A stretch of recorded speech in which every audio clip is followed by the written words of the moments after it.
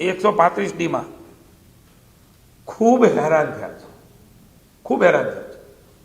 ભારતીય જનતા પાર્ટીના રાજ્યના તમામ ધારાસભ્યોને હું અભિનંદન આપું છું કે એમણે મુખ્યમંત્રી સુધી આ વાત મૂકી. અલગ અલગ સંસ્થાઓ ક્રેડાઈથી માંડી અને ખેડૂત હિતલક્ષી અમારી જે અલગ અલગ પ્રકારની સંસ્થાઓ છે એમણે પણ આ વાત મૂકી અને ભૂપેન્દ્રભાઈએ જરા પણ વિલંબ કર્યા વગર મિત્રો એ વટહુકમ બહાર પાડવાનો નિર્ણય એ રાજ્યની સરકારે લીધો છે. રજૂઆત ક્રેડાઈની પણ રહી છે. 135Dનો વટહુકમ માની મહામહિમ રાજ્યપાલશ્રીની સહી થઈ ચૂકી છે.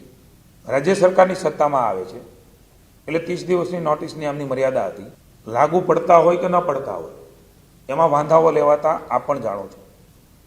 રેકર્ડ જમીનમાં 1 વર્ષ અથવા વધારે સમયથી ફેરફાર નોંધ ન હોય, લિટિગેશન દાવો પડતર ન હોય, 135Dની નોટિસ એ રદ કરવાનો કેટલાક કિસ્સામાં નિર્ણય લીધો છે. આખો હું વાંચું, હજારોની સંખ્યામાં આવા કેસ છે. હું આશરે કહું તો 50,000ની આસપાસ આ કેસો હશે ને આવતા રહેતા હોય છે. એમાંથી મુક્તિ મળશે.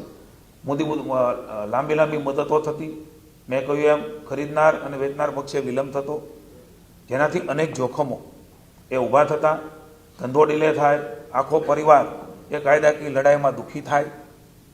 વેચનારને નેલાની મૂળભૂત જોગવાઈ અનુસાર વાંધો ન હોય તો વેચાણની અસર તરત જ થાય એ મુખ્ય હેતુ છે. 135Dની નોટિસ એ બજાવવામાં આવશે નહીં.